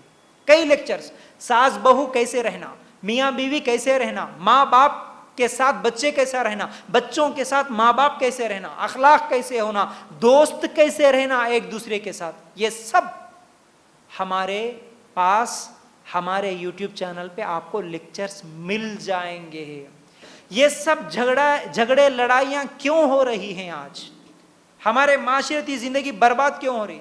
شادی ہوئی 8 دن میں طلاق, شادی ہوئی 1 مہینے میں کورٹ کیس, یہ سب چیزیں کیوں ہو رہی؟ بغیر علم کے یہ سب پریشانیاں ہم خرید رہے ہیں. علم نہیں ہے ہمارے پاس, اسی لیے یہ پریشانیاں. اگر ہمارے پاس علم ہوتا, ہم اگر قرآن و سنت کو پڑھے ہوئے ہوتے, کوئی لڑکی اپنے شوہر کی نافرمانی نہیں کرتی, کوئی شوہر اپنی بیوی پر ظلم نہیں کر سکتا, کوئی ساس اپنی بہو کو نوکرانی نہیں سمجھتی اگر اسے علم ہوتا, کوئی بہو اپنی ساس کو دشمن نہیں سمجھتی اگر وہ قرآن و سنت کا علم رکھتی. کوئی لڑکی ہماری پارکوں میں گھومنے کے لیے نہیں جاتی اگر اسے علم ہوتا. کوئی لڑکا ماں باپ سے چھپ کر سگریٹ, گٹکا, پان, شراب پیتے ہوئے باہر نہیں بیٹھتا رات کے 2-3 بجے تک. کوئی کاروبار سود کا نہیں کرتا اگر اسے صحیح علم ہوتا. علم نہیں ہے ہمارے پاس, بس سنی سنائی باتیں بھائی پہلے سے کرتے تھے. کون سا کہ امی ابا پہلے سے ایک پردے کا سسٹم دے دیے, وہ برقع پہن لے کے نکل گئے. اب بچپن سے مولوی صاحب ایک 10 سورے سکھا دیے تو 10 سورے سیکھ لیے. رمضان آئے تو روزے رکھنا معلوم, اور 5 ٹائم کی نماز وہ بھی ٹائم ملے تو پڑھ لینا, نہیں تو چھوڑ دینا. اور جمعہ کو جمعہ تو ایک پڑھ لینا, بس کافی ہے. یہ دین ہے, اتنا معلوم کر لیے تو بس جنت میں جاتے. یہ ہم سمجھ کے بیٹھے, کوئی نہیں جاتا جنت میں. صرف اتنی ہی چیزوں سے جنت ملتی اگر سمجھے تو یہ غلط فہمی ہے آپ کی. علم کا ہونا ضروری ہے, بغیر علم کے جنت میں نہیں جا سکتے. اسی لیے اللہ کے رسول صلی اللہ علیہ وسلم نے کیا فرمایا, جو دنیا میں علم حاصل کرنے کے لیے راستہ طے کرتا ہے, جتنا سفر کرتا ہے دنیا میں علم سیکھنے کے لیے, اللہ تعالیٰ اس کے لیے جنت کا راستہ اتنا ہی آسان کر دیتے ہیں. آپ گھر سے نکلے, آپ جس محلے سے بھی نکلے ہوں گے, جتنی دور آپ سفر کر کے آئے ہوں گے, آپ کا یہاں پر آنا, میری ماں بہنوں اللہ کے لیے غور کرنا, آپ کا یہ سفر طے کرنا, آپ اگر آٹو سے آئے ہیں تو آپ کا وہ 30-40 روپے کا خرچ کرنا, صرف آپ کا یہاں پر آ کے بیٹھنا 1 گھنٹے کے لیے, اللہ کے رسول فرماتے ہیں خوش ہو جاؤ. آپ کے لیے اللہ کے رسول صلی اللہ علیہ وسلم، میرے لیے ہمارے نبی صلی اللہ علیہ وسلم 1400 سال پہلے بتائے، جو بھی علم سیکھنے کی کوشش کرتا ہے، علم سکھانے کی کوشش کرتا، اس کے لیے جتنا سفر طے کرتا، اللہ اس کے لیے جنت کا راستہ اتنا ہی آسان کرتا، اتنا ہی آسان کرتا۔ ہم کالج کے لیے اپنی زندگی میں کتنا سفر کرے ہوں گے، تھوڑا اپنے آپ سے سوال کرو۔ اسکول کے لیے کتنا سفر کرے ہوں گے، تھوڑا سا سوچ کے دیکھو۔ 10 سال اسکول کو گئے، 10 سال، کم از کم 10th پڑھی ہوئی لڑکی یا لڑکا 10 سال روزانہ گھر سے نکلا کالج گیا، گھر سے نکلا اسکول گیا، اتنے سال دنیاوی تعلیم کے لیے آپ سفر کرے، تو دین کی تعلیم کے لیے کتنا سفر کرے، دین کا علم حاصل کرنے کے لیے کتنا پیسہ خرچ کرے، دین کا علم سیکھنے کے لیے کتنی مرتبہ آٹو چڑھ کے آپ مشکل اٹھا کے اس مجلس میں پہنچے، جتنا آپ کالج کو گئے ہیں۔ نہیں ہے ہمارے پاس یہ شعور، نہیں ہے، اکثر ہمارے مسلمانوں میں یہ فکر نہیں ہے۔ بچہ اگر اسکول کو نہیں گیا تو اسے سمجھاتے، اسے ڈراتے، نہیں مانا تو روزانہ 10 روپے اس کے جیب میں رکھ کے بھیجتے، پھر بھی نہیں مانا تو مارتے، سختی کرتے۔ لیکن وہی بیٹا قرآن پورا پڑھا کیا، اس پر بھی کبھی مارے؟ بیٹی کو کتنی سورے یاد ہے، اس کو پوچھ کے سوال کر کے اس پر بھی کبھی بیٹی کے ساتھ سختی کرے؟ بیٹا یا بیٹی کبھی اجتماعات میں نہیں گئے تو نہیں بیٹا جاؤ، ہم پیسے دیں گے آپ کو خرچہ، جاؤ بیٹا اجتماعات میں بیان سن کے آؤ، اس پر کبھی ابھارے؟ بیٹا 10th پاس ہو گیا تو پلسر گاڑی خرید کے دوں گا، بمپر آفر دیتا باپ۔ وہی بیٹا اگر تو اجتماعات میں جا، دین کا علم سیکھ، اور تو بھی بولنے والا ایک سپیکر بن، بیان کرنے والا بن، میں تجھے پلسر گاڑی دلاؤں گا۔ کوئی باپ آج تک اپنے بیٹے سے بولا؟ بیٹی ڈگری میں اگر فرسٹ رینک آ گئی تجھے تو میں تجھے موبائل فون، اسمارٹ فون، جو مانگی وہ چیز میں تجھے دلاؤں گا۔ کتنے آفرز نہیں دیتے دنیا کے لیے، دین کے علم کے لیے بھی کبھی بولے؟ اپنے آپ سے سوال کر۔ آج ہمارا معاشرہ بگڑ رہا ہے، رونا تو سب روتے ہیں، سب کا رونا ہے، ہر ایک سناتے اپنے بارے میں، کیا مول صاحب میں وہاں ان کو دیکھا، انہوں ایسا کر رہے، ان کے بچے ایسا کر رہے۔ دوسروں کے بارے میں تو بولتے اپنے بارے میں بھی بول لیتے، ہمارے بچے نہیں سن رہے، ہمارے بہو ایسا کرے، ہمارے ساس ایسا کری، انہوں ظلم کرے، انہوں مارے، انہوں ایسے، کتنی باتیں۔ ہمارا معاشرہ بگڑ رہا، انہوں شراب پی رہے، انہوں زنا کر رہے، پورے لوگ بولتے مسلمان بگڑ رہے بگڑ رہے بگڑ رہے۔ ہاؤ بھائی بگڑ رہے، اب ان لوگوں کو سدھارنے کی ذمہ داری کس کی؟ میں، میرا گھر، میرے کاروبار، میرا پیسہ، میری بیوی، میرے بچے، میری گاڑی، یہاں تک ہی میں رہوں گا، تو پھر مسلمانوں کو سمجھانے کی، مسلمانوں کو صحیح علم پہنچانے کی ذمہ داری کس کی؟ کون کرنا؟ مولوی کرے گا؟ عالم کرے گا؟ کون کرے گا؟ اور ہمارے پاس سسٹم بھی کیسا ہے، مسجد میں کب ہوتا خطبہ؟ 8 دن میں ایک بار، جمعہ کا خطبہ۔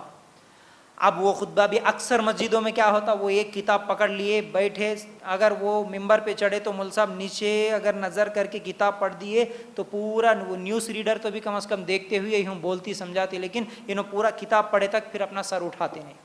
اب وہ خطبہ سمجھ میں نہیں آتا کسی کو، تو اس لیے جلدی جاتے نہیں مسجدوں میں۔ اب ہمارے وہ جمعہ کو جمعہ جانے والے مرد بھی کیسے، ایک تو عورتوں کو آنے نہیں دیے مسجد میں، مردوں کو جب پرمیشن ملی جانے کی تو مرد بھی کب جاتا، ارے نہیں جی ہونے دو، خطبہ ختم ہونے کے بعد آخری میں 5 منٹ ہے بولے تو جانا۔ اب جا کے وضو بنا کے برابر نماز کے ٹائم کو جاتا، نماز پڑھ لیتا، خطبہ نہیں سنتا، کچھ بھی نہیں سنتا، سمجھ میں نہیں آتا، فوراً نماز پڑھے کی ایسا بھاگتا، پھر جاؤ۔ کیا سمجھ میں آیا بھائی؟ کچھ بھی نہیں سمجھ میں آیا، کچھ تو بھی سیکھا؟ ہر جمعہ کی نماز پڑھنے والے جمعہ میں آج کیا سیکھے؟ آدھا گھنٹے کا بیان سنے، اس میں سے کتنی باتیں یاد ہے کسی کو؟ کیا سیکھے؟ پھر علم سیکھے کیا دین کا، اللہ کے لیے۔ اب مسجدوں میں جاتے تو وہ بوڑھے حضرات پہ لے کے پہلے جاتے، وہ بھی، اور بہت سارے لوگ ایسے ہیں جن کو گھروں میں ٹینشن رہتا بول کے پہلے جا کے مسجد میں بیٹھ جاتے ہیں۔ گھر میں یہ جھگڑا سننے سے بہتر ہے مسجد میں جا کے سکون سے تھوڑا ٹیکا لے کے بیٹھ جا تم، بلکہ جمعہ کے دن جلدی تیار ہو کے بیچارے سفید کپڑے پہن لے کے، ٹوپی بڑی سب لگا لے کے جا کے، وہ بھی کیسا بیٹھتے معلوم ہے؟ مسجد میں سب سے پہلے جا کے ایک پلر دیکھ لیتے، کہاں تو بھی ایک دیوار دیکھ لیتے، اوپر فین چل رہا کہ نہیں دیکھ لیتے، دیکھ کے جا کے مسجد کے دیوار کو ایسا ٹیکا لگا کے سو گئے تو مول صاحب جیسے ممبر سے اتر کے نماز پڑھو بولے تو جب آنکھ کھلتی ان کی، جب تک کون سی کی دنیا میں رہ کے آتے ہیں نا، اب کیسا سیکھیں گے پھر علم؟ ہمارے بچوں کو یہ بچوں کو کون علم سکھانا؟ یہ بچیوں کو کون علم سکھانا؟ اللہ کہاں ہے یہ بچوں کو کون سکھانا؟ محمد صلی اللہ علیہ وسلم نور ہے، بشر ہے، کیسے ہے یہ بچوں کو کون سکھانا؟ ہماری بچیاں جو پارکوں میں گھوم رہی ہے اور بہت سارے غلط کام کر رہی ہے، رونا تو سب کا رونا ہے یہ، پھر ان بچیوں کو سمجھائے گا کون؟ ہر مسلمان یہ سوچے کہ نہیں، میری بچی کو میں سکھاؤں گا، میری لڑکی بیان کرے گی، میرا لڑکا تقریر کرے گا، میرا لڑکا لوگوں کی اصلاح کرے گا، بگڑے ہوئے مسلمانوں کو سدھارنے کا کام میں کروں گا۔ ہر عورت اگر یہ سوچے، ہر مرد اگر یہ سوچے، ویسی ٹریننگ اپنے بچوں کو دے، تو پھر ہمارے معاشرے میں کسی اور کی آنے کی ضرورت ہے کیا؟ ہم خود ایک دوسرے کی اصلاح کر لیں گے تو ہمارا معاشرہ سدھر سکتا ہے۔ ہم کو دین کا علم نہیں ہے، زمانے سے یہی سسٹم چلتے آ رہا، باپ دادا جیسا بولے ویسا کر لو، باپ دادا جیسا بولے ویسا کر لو، نہ قرآن پڑھنے کا ٹائم، نہ حدیث کھولنے کا ٹائم ہے، تو کیسے کتنے دن ایسی زندگی گزاریں گے میرے بھائیوں اور میری ماں بہنوں؟ اس لیے علم کے سیکھنے سے انسان کو جنت ملتی ہے۔ علم سیکھیے، اس کے لیے وقت نکالیے، اس کے لیے مال خرچ کیجئے، یہ علم تمہیں جنت میں لے جائے گا۔ اللہ کے لیے غور کرنا۔ ہمارے صحابہ تڑپتے تھے، ترستے تھے، بھوکے رہتے تھے، لیکن نبی کو چھوڑ کے نہیں جاتے تھے، کیونکہ علم سیکھنا تھا ان کو، علم سیکھنا تھا۔ اور ہمارے صحابہ اگر وہ محنت نہیں کرتے جو ہم لوگوں کو یہاں تک دین پہنچانے کے لیے جو محنتیں کریں، تو پھر ہم تک بھی دین نہیں آتا تھا، ہم تک بھی یہ علم نہیں آتا تھا۔ اللہ کے لیے غور کرنا۔ تو ارادہ یہ کر لیجیے، شیطان بہت بہانے بناتا۔ آپ آج یہاں پر آئے اور میں آج یہاں پر آیا تو شیطان کے لیے سب سے بڑی خطرناک چیز، سب سے بڑی تکلیف کی چیز یہی ہے کہ تم علم سیکھنے کے لیے نکلے۔ یہ اس کو سب سے بڑی خطرناک چیز ہے، بہت زیادہ تکلیف ہوتی۔ کیوں؟ اب تھوڑا ایک مثال دے کے سمجھاتا ہوں، اللہ کے لیے غور کرنا۔ شراب پینے والا شراب کب چھوڑے گا؟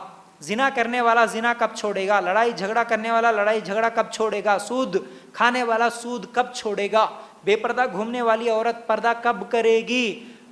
یہ سب چیزیں ان کو الگ الگ الگ الگ سمجھانے کے لیے تو وقت لگتا، یاد رکھو وقت تو لگ جاتا، لیکن ان سب بیماریوں کو ختم کرنے کا ایک ہی علاج، اگر ایک چیز ان کو مل گئی یہ سب چیزیں انہیں چھوڑ دیتا۔ وہ کیا ہے؟ علم۔ کیا ہے وہ؟ آپ کو معلوم ہے نا، مکہ میں ہمارے جو صحابہ ہمارے نبی آنے سے پہلے کیا کیا کرتے تھے؟ ہر برائی کرتے تھے، شراب پیتے تھے، زنا کرتے تھے، سود کھاتے تھے، قتل کرتے تھے، ہر برائی، شرک کرتے تھے، ننگا طواف کرتے تھے خانہ کعبہ کا۔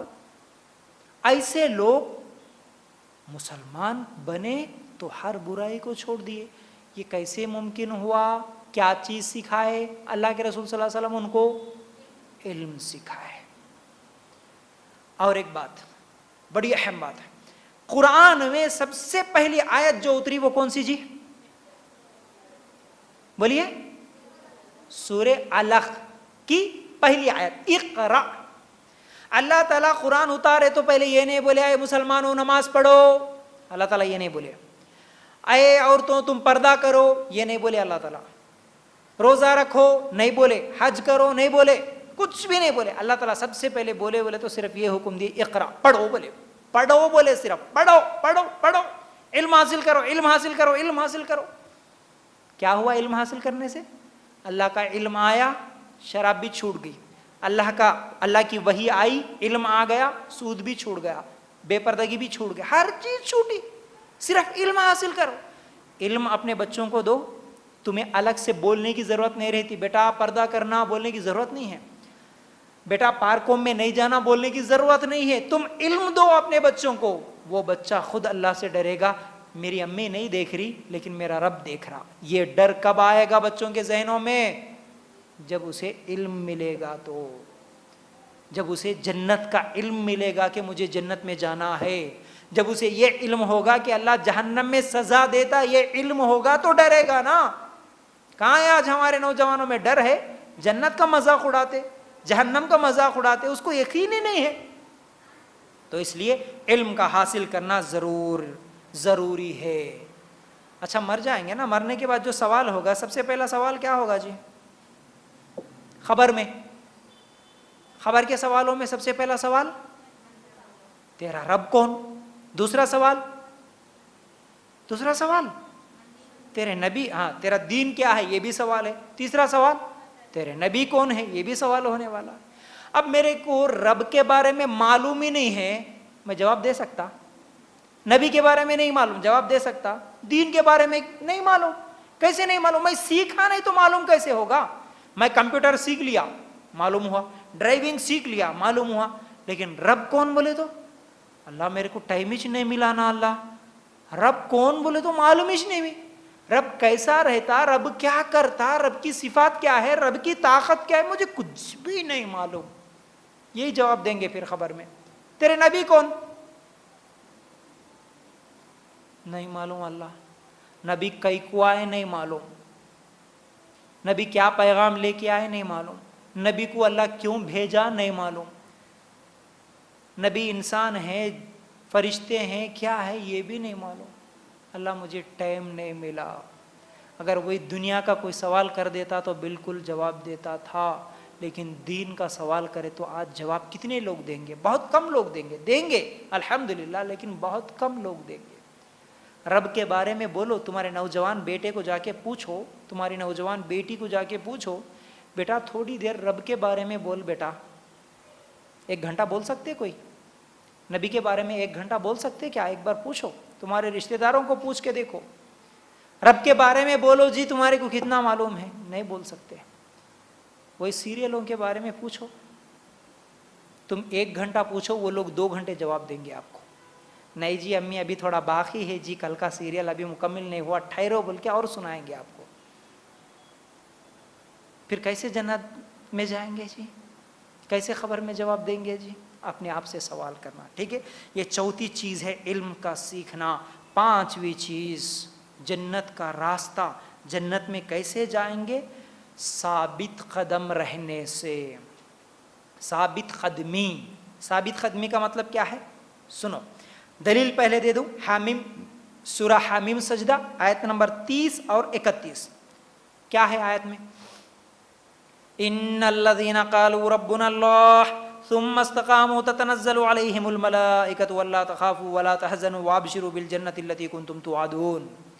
بے شک جن لوگوں نے کہا ہمارا پروردگار اللہ ہے، پھر اسی پر قائم رہے، جمے رہے، یہ ہے ثابت قدمی۔ ثابت قدمی کا مطلب جمے رہنا، جم کے رہنا، مضبوط رہنا۔ پھر ان کے لیے کیا ہے؟ اللہ تعالیٰ فرماتے ہیں تو ان کے پاس فرشتے آتے ہیں، کہتے ہیں کہ تم ڈرو مت، تم غم نہ کرو، اور بلکہ تم اس جنت کی بشارت سن لو جس کا تمہیں وعدہ کیا گیا ہے۔ جنت کی خوشخبری لے کے آئیں گے فرشتے۔ جب ہم مر جاتے ہیں نا، مرتے وقت ہی خوشخبری لے کے آتے فرشتے، مرتے وقت ہی آ کے بتا دیتے، دیکھو دیکھو تم جو جنت کے بارے میں سن رہے تھے نا پرسوں اجتماع میں، زندگی میں کبھی بھی ابو کے ساتھ اجتماع میں، بیان میں، کہیں بھی جنت کے بارے میں سنے تھے نا زندگی میں؟ ہاں ہاں سنے تھے۔ اچھا وہ جنت کی گارنٹی ابھی ہم دے رہے بول کے فرشتے مرتے وقت ہی آ کے سنا دیتے۔ کتنا بڑا خوش نصیب ہے وہ، کتنا بڑا خوش نصیب ہے جس کو مرتے وقت ہی فرشتے آ کے بول دیے کہ تجھے جنت ملنے والی ہے۔ لیکن یہ کس کے لیے؟ ان الذین قالوا ربنا اللہ ثم استقاموا، جس نے کہا میرا رب اللہ پھر اس پر جم کے رہا، اس کے لیے۔ ہم سب بولے کہ نہیں ہمارا رب کون؟ ہم مانتے کہ نہیں مانتے؟ جواب تو دیجئے نا۔ پھر ہمارا رب اللہ، ہم سب بولے ہمارا رب اللہ، ٹھیک ہے بولنا سب بول دیے، لیکن کیا جمے رہے؟ جمے رہنے کا مطلب کیا؟ تم اگر رب کو مان لیے تو اسی ایک رب کی عبادت کریں گے، اس ایک رب کے علاوہ دوسرے کی عبادت نہیں کریں گے۔ اس ایک رب کے سامنے سجدہ، اس ایک کے لیے رکوع، اس کے لیے دعائیں، اس کے سامنے منتیں، اس کے سامنے جھکنا، سب کچھ اسی پہ بھروسہ، اس کے علاوہ کسی اور کے ساتھ یہ اعمال نہیں کریں گے۔ اس ایک رب کی بات مانیں گے، اس کے مقابلے میں اگر دوسرا کوئی بات بولا تو اس کی بات کو ہم نہیں مانیں گے، چاہے مر جائیں گے، لیکن رب کی بات کے آگے دوسری کی بات ہماری زندگی میں نہیں مانیں گے۔ کیا ایسا جم کے بھی ہے ہم؟ ہمارا ایمان چند روپیوں کے لیے بک جاتا ہے. فلاں جگہ سے 1,00,000 روپے کا فائدہ ہو رہا بولے تو انسان ایمان بیچنے کے لیے تیار ہے. آج ایمان اسلام سب بیچنے کے لیے تیار ہے. اللہ کے لیے غور کرنا. تو اگر ایسا ہے تو جنت نہیں ملتی ہے. جنت پانا چاہتے ہو اللہ کے حکم کے آگے کسی کا حکم نہیں مانیں گے. بس کسی کا بھی نہیں, ماں باپ کا بھی نہیں مانیں گے. اللہ کا حکم آ گیا اور اس کے خلاف ماں حکم دے رہی کہ بیٹا ایسا کر, ماں بول رہی کہ شوہر بول رہا. بہت سارے لوگ آج بچیاں فون کر کے روتی, ہمارے کو فون کر کے روتی, فیاض بھائی کیا کریں, ہم پردہ کرنا چاہتی ہیں, ہم برقع پہن کے نکلنا چاہتی ہیں, لیکن میرا باپ روکتا ہے کہ پردہ نہیں کرنا. میری ماں کہتی ہے کہ گھر میں فنکشن ہے, اگر تو برقع پہن کے رہے گی تو لوگ کیا کہیں گے, تجھے سجنا ہے, سورنا ہے, بے پردہ آنے والے سب لوگوں کے سامنے نکلنا ہے, پارٹی میں جانا ہے بغیر پردے کے, بغیر برقعے کے. ماں کہتی ہے, آج بچی رو رہی, میں کیا کروں. ایک نہیں کئی لوگ ہیں ایسے. کیا کریں گے. شوہر, شادی ہو گئی, شوہر کہتا ہے مردے کے سامنے جھکنا ہے اب تجھے, ہمارا یہی طریقہ ہے, مردوں سے مانگتے ہم, سجدہ کرنا ہے اب یہاں پر قبر کے پاس. روتی ہے وہ, کیا کروں میں, زندگی میں کبھی سجدہ نہیں کیا کسی کے سامنے اللہ کے علاوہ, آج اس کے سامنے سجدہ کروں. ساس کے پیر پکڑنا ہے عید کے دن, سسر کے پیر پکڑنا ہے, کیا کریں. جمے رہنے کا مطلب یہی ہے, جو ہونا ہے ہوگا, میں اللہ کے علاوہ اب اللہ کے حکم کے آگے کسی کا حکم نہیں مانوں گا. یہ ہے جمے رہنا. اسی پر ہمارے صحابہ تھے. اسلام کے لیے سب سے پہلے جان دینے والے عورتوں میں کون, سمیہ. کیا ہے جی, نام کیا ہے, سمیہ رضی اللہ تعالیٰ. نام رکھ لیا آج ہم, لیکن ہم کو معلوم بھی ہے کہ ہمارے صحابیات کی زندگی کیسی گزری. انسان تھے وہ, کوئی فرشتے نہیں تھے, الگ زمانے کے نہیں تھے. ہم سے صرف 1400 سال پہلے, 1400 سال پہلے کی ہسٹری نکالو, ایک ایک صحابیہ عورتوں کے لیے آئیڈیل نمونہ ہے. سمیہ رضی اللہ تعالیٰ عنہ جان دے دی اسلام کے لیے. ابو جہل کیسی سختی کرا, کیا غلطی تھی سمیہ رضی اللہ تعالیٰ عنہ کی, غلطی کیا تھی اس کے سامنے, اس کی نظر میں. تو ایک اللہ کی عبادت کرتی, میں 360 بتوں کی عبادت کرتا. آج تو 360 عبادت بتوں کو, ہمارے معبودوں کو چھوڑ کے تو ایک اللہ کی عبادت کرنے والی بن گئی. اب بات سنتی نہیں سنتی, باندھ کے مارا, ایک طرف شوہر ایک طرف بیٹا, ظلم کرا, کوڑے مارا, مار کے تھک گیا. بار بار یہی بولتا, بول سمیہ ابھی بھی وقت ہے, تجھے میں موقع دے رہا ہوں, بول, ایک اللہ نہیں ہے, بول. تو اسلام کو چھوڑ دی, بول میں تجھے چھوڑ دوں گا. بے ہوش ہوتی ہے, ہوش میں آتی ہے, ہونٹوں کی صرف حرکت ہوتی ہے, ہونٹ ہلتے ہیں, اونچی آواز میں بات کرنے کی طاقت نہیں ہے سمیہ کے جسم میں. صرف ہونٹوں کی حرکت دیکھ کر ابو جہل خوش ہو کے بھاگا. شاید سمیہ توبہ کر رہی ہوں گی, ابھی اسلام کو چھوڑ دینے کی بات کر رہی ہوں گی, کیا تو بھی بول رہی, سنوں گا بول کے گیا, کان لگا کے سنا. سمیہ رضی اللہ تعالیٰ عنہ کے زبان سے جو ہونٹوں کی حرکت ہو رہی تھی, احد احد احد, ایک اللہ ہے, ایک اللہ ہے, ایک اکیلا اللہ ہے. غصے سے پاگل ہو گیا. سمیہ رضی اللہ تعالیٰ عنہ کے پیٹ میں خنجر بھونکتا ہے, ان کے 2 ٹکڑے کر دیتا, دونوں اونٹوں کو بات کے 2 ٹکڑے بن گئی وہ اپنے جسم کے. مر جانا پسند کر لی, لیکن اسلام کو, ایمان کو چھوڑنا پسند نہیں تھا. آج ہے ہمارا ایمان ایسا, چند پیسے کے لیے ایمان بیچ لیے, کہیں فائدہ ہو رہا تو ایمان بیچ لیے, کیا کیا کر رہے آج. تو ثابت قدم رہو, چاہے پورا خاندان ایک طرف ہو جائے, میں اکیلا ایک رہوں, کوئی مسئلہ نہیں. پورا گاؤں ایک طرف, میں اکیلا ایک طرف, کوئی مسئلہ نہیں. لیکن میرے رب کے حکم کے آگے میں کسی کا بات نہیں سنوں گا, تب جا کے جنت ملے گی. ورنہ صرف زبان سے لا الہ الا اللہ بول دیے, اپنی منمانی زندگی گزارے, جنت نہیں ملنے والی, یاد رکھو. تو یہ 5ویں چیز ہے. اب اور بھی بہت ساری چیزیں ہیں, لیکن میں اب وقت اجازت نہیں دیتی, بہت لمبا ہو جاتا, اس لیے اور 5 چیزیں مختصر صرف حدیثیں آپ لوگوں کے سامنے رکھ دوں. وہ یہ ہے, اللہ کے رسول صلی اللہ علیہ وسلم نے فرمایا, اس شخص کی ناک خاک آلود ہو جو اپنے والدین میں سے کسی ایک کو بڑھاپے میں پایا پھر ان کی خدمت کر کے جنت میں داخل نہ ہوا. تو اس حدیث کا مطلب کیا ہے؟ ماں باپ کی خدمت کرنے سے بھی انسان کو جنت ملتی ہے. جنت کا راستہ، ماں باپ کی خدمت کرو، جنت اللہ تعالیٰ دے گا. 7ویں چیز نبی کریم صلی اللہ علیہ وسلم نے فرمایا، صحیح مسلم کی روایت ہے، جو ہر دن 12 رکعت نماز پڑھے گا اس کے لیے اللہ تعالیٰ اللہ تعالیٰ اس کے لیے جنت میں گھر بنائے گا. ہر دن 12 رکعت نفل نماز. کون کون سی؟ فجر سے پہلے 2 سنت، ظہر سے پہلے 2 سنت، ظہر سے پہلے 4 سنت، ظہر کے بعد 2 سنت. کتنے ہو گئے جی؟ 8.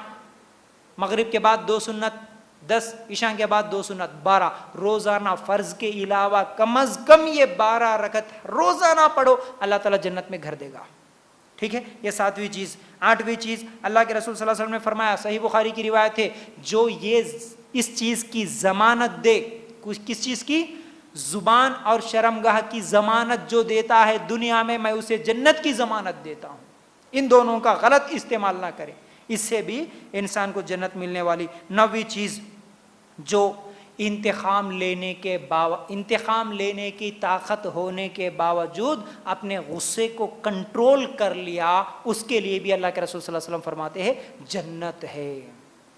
مطلب بدلہ لینے کی طاقت ہے لیکن آپ بدلہ نہیں لیے، غصے کو کنٹرول کر لیے، خاموش ہو گئے، اس پر بھی جنت ملنے والی ہے. اللہ کے لیے غور کرنا.